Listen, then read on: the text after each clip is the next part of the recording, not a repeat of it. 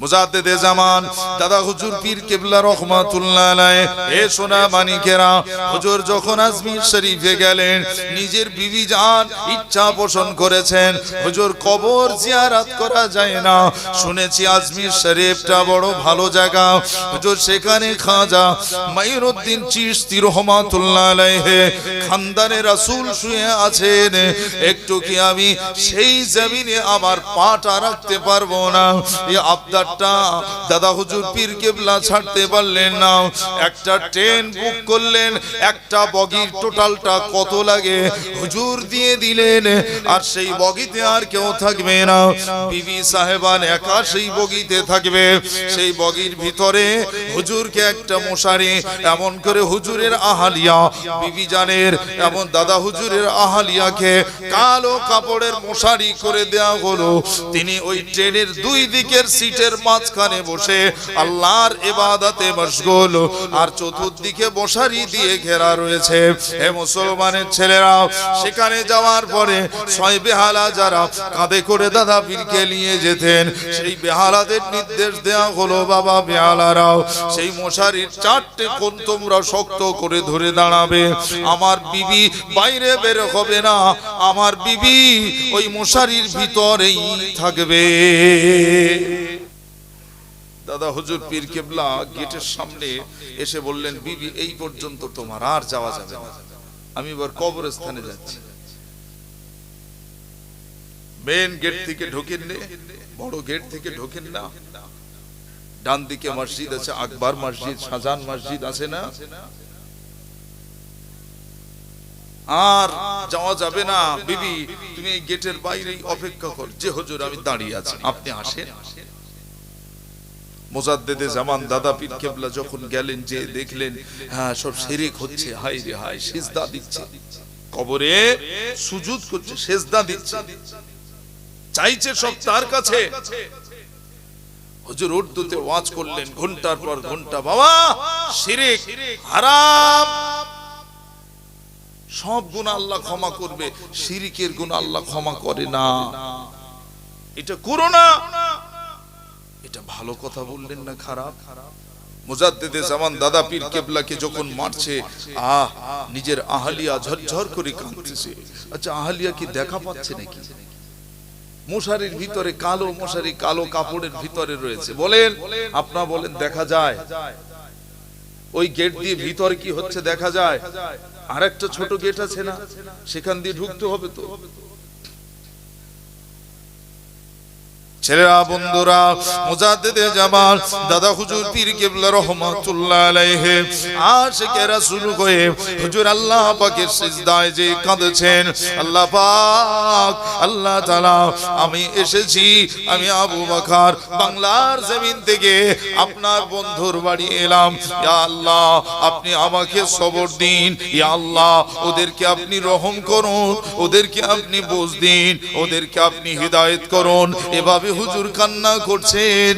আর এমন সময় ওই আহালিয়া চিল্লি মেরে উঠে বললেন, এই কে আছো বাবা?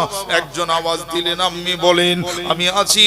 বললেন যাও বাবা, আমার হুজুরকে মারছে, আমার হুজুরকে আঘাত করেছে, ওদেরকে যে বলো ওরা এখানে কতদিন রয়েছে, তারা যদি উত্তর দেয় 20 বছর, জিজ্ঞেস করো গে খাজা গরিবে নওয়াজের সঙ্গে কি দেখা হলো, হযরতে মাইনুদ্দিন চিশতির সঙ্গে কি সাক্ষাৎ হলো, ওদের সঙ্গে কি কথা হয়েছে, জীবনে কি সাক্ষাৎ হয়েছে, ওরা কি দেখতে চায়, যাও চলে যাও। যদি বলে হ্যাঁ, খবরটা নিয়ে এসো, ওদেরকে শাহজাহান মসজিদের একটা কোনায় বসিয়ে দেবে, আর আমি মা আল্লাহর কাছে দোয়া করে দেব, ওদের চোখ খুলে যাবে, ওরা দেখে নেবে মুজাদ্দিদে জামান কার দরবারে এসেছে।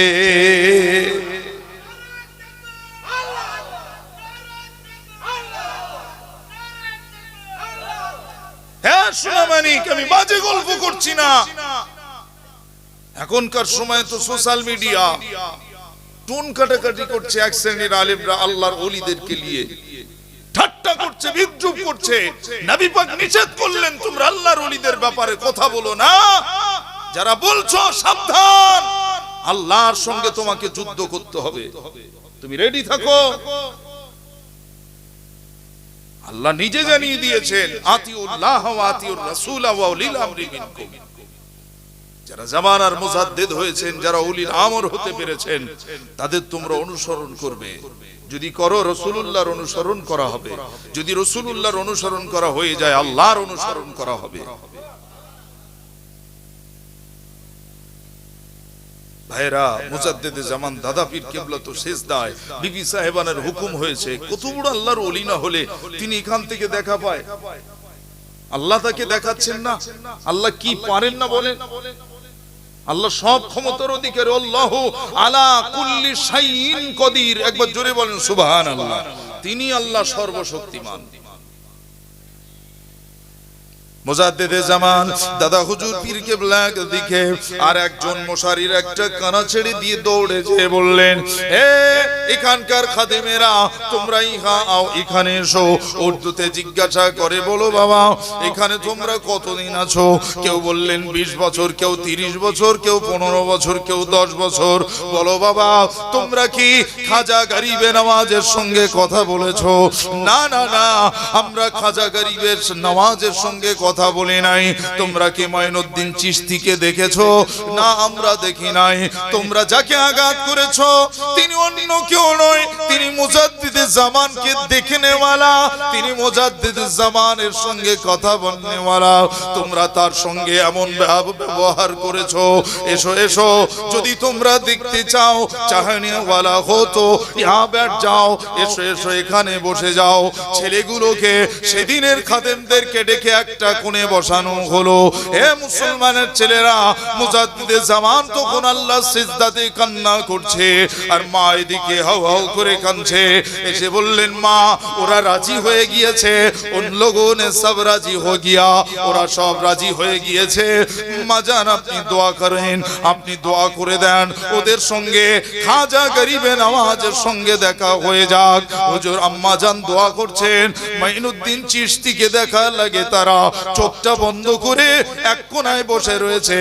আর মঈনুদ্দিন চিশতিকে আমার আল্লাহ যারা তাদের সঙ্গে দেখা করালেন, তাদের সঙ্গে শুধু দেখা করার নাই, নির্দেশ দিয়ে দিল, তোমরা ওই পাগলটাকে মেরেছো, আমার দেওয়ানাকে মেরেছো, আমার আল্লাহর পাগলটাকে মেরেছো, আমার রাসূলের দেওয়ানাকে আঘাত করেছো। না না না, তোমাদের আল্লাহ ছেড়ে দেবে না। ক্ষমা চেয়ে নাও, ক্ষমা চেয়ে নাও, ক্ষমা চেয়ে নাও। সকলে দৌড়ে যে মুজাদ্দিদে জামান দাদা হুজুর পীর কিবলা রহমাতুল্লাহ আলাইহি হুজুরের কদম দুটো ধরে আর ছাড়ে না। হুজুর আপনি যতক্ষণ ক্ষমা না করবেন, হুজুর আপনি যতক্ষণ মাফ না করবেন, ততক্ষণ আমরা আপনার কদমটা ছাড়বো না। দাদা হুজুর পীর কিবলা উঠে বললেন, বাবা আমি তো তোমাদের তখন মাফ করেছি যখন তোমরা আমাকে মেরেছো। আমি তো তখন ক্ষমা করে দিয়েছি যখন তোমরা আমাকে মেরেছো। শুন লিজিয়ে, ये बहुत बड़ा अल्लाह वाला है। ওদেরকে বোঝানো শুরু করলেন যে হুজুর বলেন, বাবা এখানে আমার সিলসিলার, আমার অনুগত, আমার ভালোবাসার মানুষরা তারাও আসবে, তাদের সঙ্গে এরকম খারাপ ব্যবহার করবে না। আজও সিলসিলা মুজাদ্দিদে জামানের অনুসারী যারা ফুরফুরা শরীফ থেকে যান, বলেন আপনাদের কি আপনাদের সাথে বেয়াদবি করে? বরং আপনাদের হাতটা ধরে আপনি ফুরফুরা শরীফের অনুগত, মাশাআল্লাহ, খোশ খবর আ যাইয়ে, আব ইহা খড়ে যাও। ভিতরে ডেকে একটা কোণায় বসিয়ে দেয়, না হলে দাঁড় করিয়ে দেয়। ওখানটা এক কোণে দাঁড়িয়ে দাঁড়িয়ে জিয়ারত করুন, দোয়া করুন আল্লাহর কাছে। শুনছেন? হাজরানে মজলিস হযরতে রাসূলুল্লাহ সাল্লাল্লাহু আলাইহি সাল্লাতু ওয়া সাল্লামের কথা বলতে যে এত দূর চলে এলাম, আদবটা কি জিনিস? আল্লাহ রাসূল আল্লাহর হাবিব সাল্লাল্লাহু আলাইহি সাল্লাতু ওয়া সাল্লাম 1 তারিখে সাহাবায়ে কেরামদের দিকে জিজ্ঞাসা করলেন, এ মা সাহাবায়ে কেরামেরা, আজকের কত তারিখ, কি বার? আজকের কত তারিখ বলেন, বলেন কি বার? সাহাবায়ে কেরাম সব চুপ। আল্লাহ রাসূলুল্লাহর হাবিব সাল্লাল্লাহু আলাইহি সাল্লাতু ওয়াসাল্লাম নাম ধরে ধরে জিজ্ঞাসা করেন আমার সাহাবে হযরতে আলী বলো আজকের কত তারিখ, আজকের কি বার? সাহাবায়ে কেরামেরা জানতেন আজকের 22 তারিখ, অথবা আমি ধরে নিলাম উদাহরণ স্বরূপ বলছে তারা জানতো আজকের ধরুন শনিবার অথবা রবিবার অথবা শুক্রবার। তারা সেটা জানার পরেও তারা কতটা আদব করেছে, কতটা সম্মান করেছে আল্লাহ আল্লাহ রাসূল ভালো জানেন। একটাই কথা, আল্লাহ আল্লাহ রাসূল ভালো জানেন আজকের কত তারিখ, আজকের কি বার।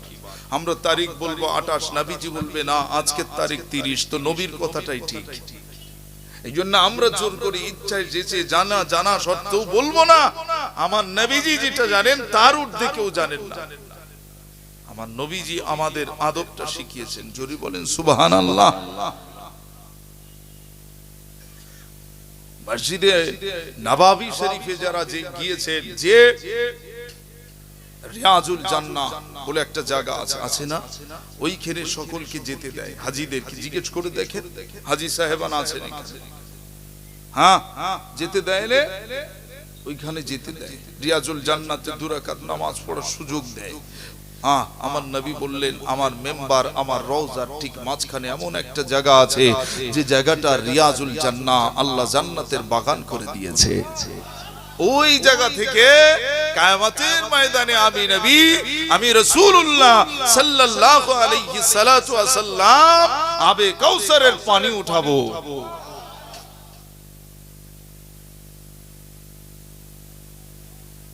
আল্লাহ রাসূল আল্লাহর হাবিব সাল্লাল্লাহু আলাইহি সাল্লাতু ওয়াসাল্লামের ঠিক বাড়ির পিছনে একটা জায়গা রয়েছে। ওই রিয়াজুল জান্নাতে ঢুকেই বাম হাতে লেফট সাইডে একটা জায়গা ঘেরা রয়েছে, যে জায়গাটাতে সাহাবায়ে কেরামগণ থাকতেন, যাদের বিয়ে হয়নি, যারা বিবাহ করেও নি, যারা জীবনে বিবাহ করেনি, এরকম কিছু সাহাবায়ে কেরাম। তাদের মধ্যে অন্যতম হলেন হযরতে আবু হুরায়রা রাদিয়াল্লাহু তাআলা আনহু। জোরে বলেন আবু হুরায়রা নাম শুনেননি? জালিলুল কদর একজন সাহাবী। তেনাদের সঙ্গী সাথীদেরকে বলা হয় আসহাবে সুফফা। কি বলে? আসহাবে সুফফা। ওনাদের কাজ কি ছিল? সারাক্ষণ নবীজি যেটা বলতেন সেটাই শেষ কথা, নবীজি যেটা করতেন সেটাই শেষ কথা। নবীজি কখন কি করছেন, কখন কি করছেন, কখন কি বলছেন, সবগুলোকে নিজেদের জেহেনে রেখে দিত। জোরে বলেন, একেবারে ঘরের পিছনে।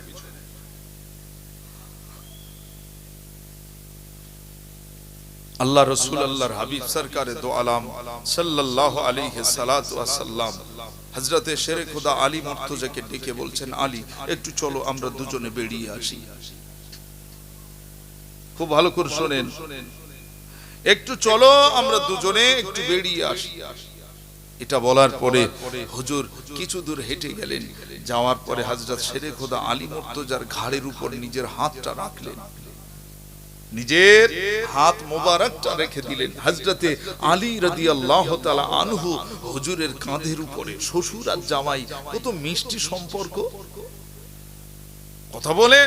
আর আমরা এমন শ্বশুর জমিদার, জামাই কি এরকম কাছে নিতে পারলাম না। জামাই এসেছে, অনেক এরকম কৃপণ শ্বশুর আছে, শাশুড়িকে জিজ্ঞেস করে, মেয়েকে জিজ্ঞেস কর কবে বাড়ি যাবে, একটু মেয়েকে জিজ্ঞেস করে নাও কবে বাড়ি যাবে। কেন? সংসারে বড্ড অভাব। এত টাকা আল্লাহ দিয়েছে, এত গাড়ি বাড়ি দিয়েছে, অগাধ দিয়েছে, তারপরেও আপনাদের রাগ হচ্ছে। বালিগড়ি এরকম মনের মানুষ নেই, এখানে সব সাদা সিধা সরল প্রাণের। এখানে কোনো একদম বিদ ঘুটে কিচ্ছু দেখা যায় না, মাশাআল্লাহ। যার জন্যই তো এই ইসলামী সমাজ, ইসলামী আদর্শের জায়গা তৈরি করতে পেরেছেন। নিশ্চিত আপনাদের ভিতরে আল্লাহ আল্লাহ রাসূলের ভালোবাসা রয়েছে। আল্লাহ কবুল করেন। আর এই ভালোবাসার কারণে আল্লাহ কিয়ামতের দিন যেন আপনাদেরকে নাজাত করে দেন। বলেন আমিন। জোরে বলেন আল্লাহুম্মা আমিন। মহব্বতে দরুদ শরীফ আল্লাহুম্মা।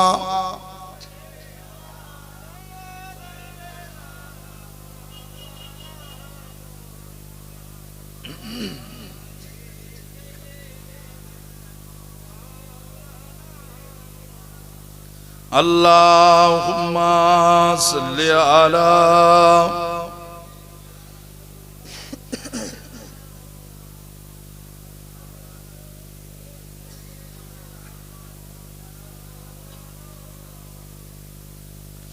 নবীর রওজা শরীফ দেখে মন ভরে না, নবীর রওজা শরীফ দেখে মন ভরে না, দিদার দাও গো শাহে মদিনা, দিদার দাও গো শাহে মদিনা।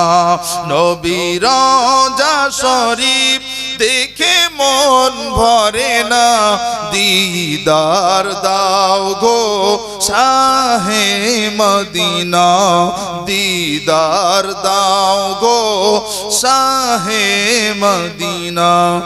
আরশের মেহমান করেছেন আল্লাহ, কত শান কত মান মোর কামলিওয়ালা, কত শান কত মান মোর কামলিওয়ালা। ও গো মদিনাওয়ালা করো করুণা, দিদার দাও গো শাহে মদিনা, দিদার দাও গো শাহে মদিনা। আল্লাহুম্মা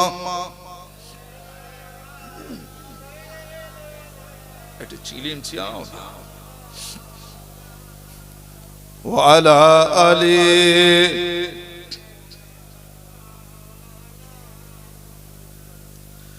পৃথিবীর যত খান আমি যত গিয়েছি, পৃথিবীর যত খান আমি যত গিয়েছি, কম বেশি দুঃখ তো আমি পেয়েছি, কম বেশি দুঃখ তো আমি পেয়েছি। রওজাতে গেলে তার দুঃখ থাকে না, রওজাতে গেলে তার দুঃখ থাকে না, দিদার দাও গো শাহে মদিনা, দিদার দাও গো ও নূরে মদিনা। আল্লাহুম্মা মাশাআল্লাহ। আওয়াজটা আরো সুন্দর একসাথে হোক, খুব ভালো লাগবে, মজলিসটা গমগম করবে, মহাব্বতের সাথে পড়ে ওয়ালা আলী।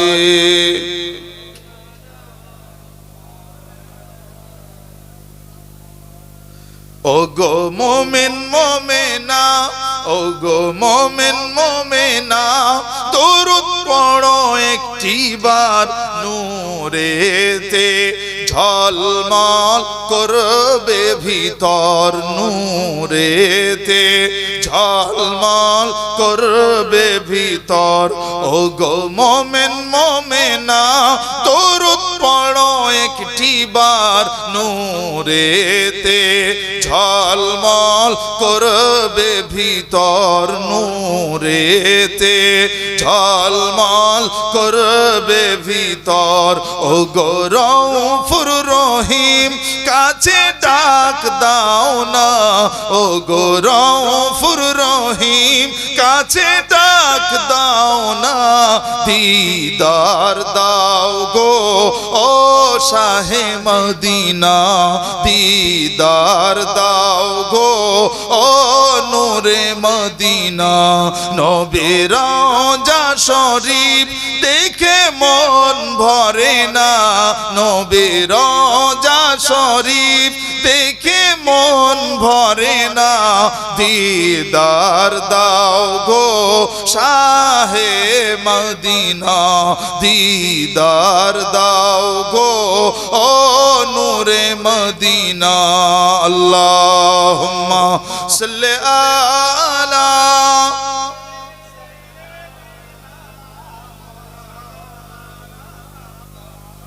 ওয়ালা আলী।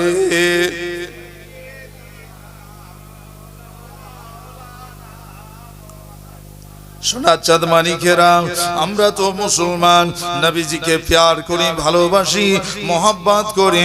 একটু ভালো করে বুঝে দেখেন, যদি এই ভালোবাসাটা যদি আন্তরিকতার হয়, যদি ভালোবাসাটা প্যার হয়, যদি ভালোবাসাটা সত্যি ভালোবাসা হয়, তবে জানবেন মদিনাওয়ালা যখন আপনি বেনে যাবেন, বেনে যাওয়ার সঙ্গে সঙ্গে আশিকে রাসূল যখন বেনে যাবেন, আপনার বিছানা ডানকাত হয়ে দরুদে নজরানা পড়তে পড়তে চোখের পানি যখন ফেলবেন, আপনার ওই দরুদ শরীফটাকে ফেরেশতারা এরকম সুন্দর সুন্দর ফুল, যে ফুল জান্নাতে রয়েছে, সেই ফুল তুলে এনে ফুলের দিয়ে সাজিয়ে দরুদের খানজাটা নিয়ে যাবে আমার নবী পাকের দরবারে, রাসূলুল্লাহ দরবারে, দরবার শরীফে যখন পেশ করা হবে, আল্লাহ নবী জিজ্ঞাসা করবেন, আমার আল্লাহর ফেরেশতারা এই দরুদ শরীফটা কোথা থেকে এলো?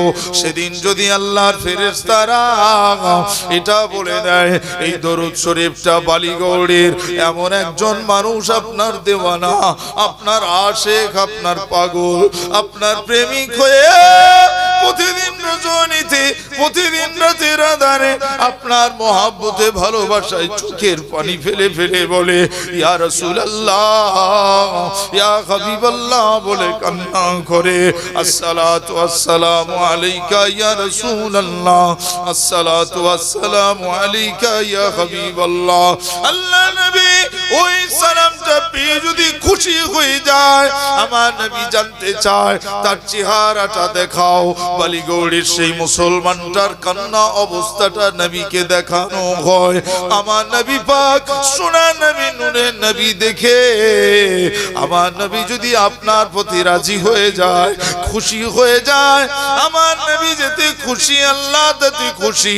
কথা দিলাম আমার নবী মদিনা মুনাওয়ারায় থাকতে পারে না, আমার রাসূলুল্লাহ আমার আপনার চোখের পানি মুছিয়ে দিয়ে মুচকি হাসিটা দিয়ে যাবে।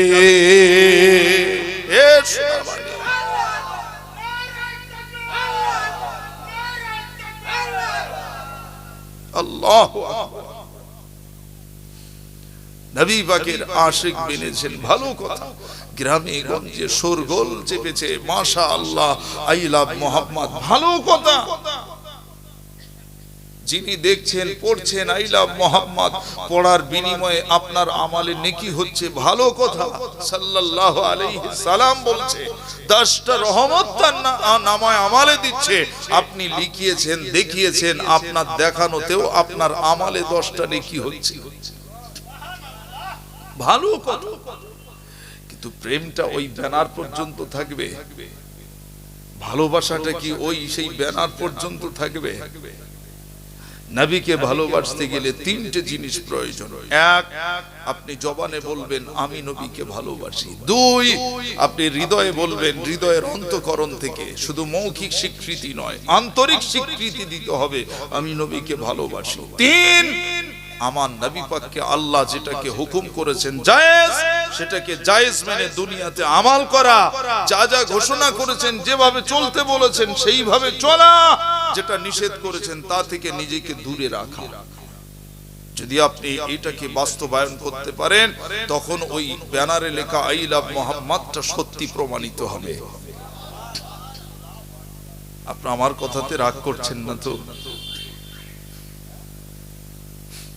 আল্লাহ রসুল, আল্লাহর হাবিব সরকার দো আলম সাল্লাল্লাহু আলাইহি সাল্লাতু ওয়া সাল্লাম, তিনার দরবারে একজন ইহুদির ছেলে, অমুসলমান না, আমার দোস্ত বলে ইহুদির ছেলে, মুসলমান না অমুসলমান? অমুসলমান। সে তো মুসলমান হয়নি, কালেমা শরীফ পড়েনি, সে পড়েছে লা ইলাহা ইল্লাল্লাহ, এতটুকু সে পড়েছে লা ইলাহা ইল্লাল্লাহু মুসা কালিমুল্লাহ, হয়তো সে পড়েছে লা ইলাহা ইল্লাল্লাহ ঈসা রূহুল্লাহ, কিন্তু লা ইলাহা ইল্লাল্লাহু মুহাম্মাদুর রাসূলুল্লাহ সাল্লাল্লাহু আলাইহি সাল্লাম বলেনি। ছেলেটা আমার নবী পাকের দরবার পর্যন্ত আসেন যান, আসেন যান, আসেন যান। নবীজি একদিনও বললেন না, এই ছেলে তুমি মুসলমান হও, তুমি কালেমা শরীফ পড়ো, তুমি ইসলামকে কবুল করে নাও। বললে কি হতো, ওইটিকে প্রমাণ করে গোটা বিশ্ব আজকে আমাদেরকে যারা উৎখাত করার লাগে চেষ্টা চালাচ্ছে, তারা বলতো এই তো মুহাম্মদ সাল্লাল্লাহু আলাইহি সাল্লাম ছেলেটাকে জোর করে কালমা পড়িয়েছে। ইসলাম কত আদর্শ! আল্লাহ রাসূল আল্লাহর হাবিবকে ভালো লাগে, আল্লাহ নবী আল্লাহর হাবিবকে মোহাব্বত লাগে, ছেলেটা এত ভালোবাসে, এত প্যার করে, আমার নবী পাকের দরবার পর্যন্ত আসা যাওয়া করে, কিন্তু কোনদিনের জন্য মদিনা মুনাওয়ারায় ঢুকি না, মদিনা মুনাওয়ারাতে কোনদিন প্রবেশ করে না। আল্লাহ নবীর প্রতি এত প্রেম জন্মেছে, আমার নবী পাকের প্রতি এত ভালোবাসা জন্মেছে, ছেলেটা লক্ষ্য করেন আমার নবীজি সরকারে দো আলম যেমনি জুতা মোবারক খানা যখন খোলেন, আর অমনি ওই ছেলেটা দৌড়ে যে আমার নবী পাকের জুতা মোবারকটা নিয়ে চুমা দিয়ে নিজের বুকে ধরে দাঁড়িয়ে যায়।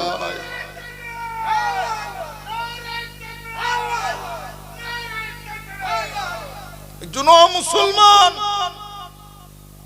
মুসলমান না, একজন মুসলমান।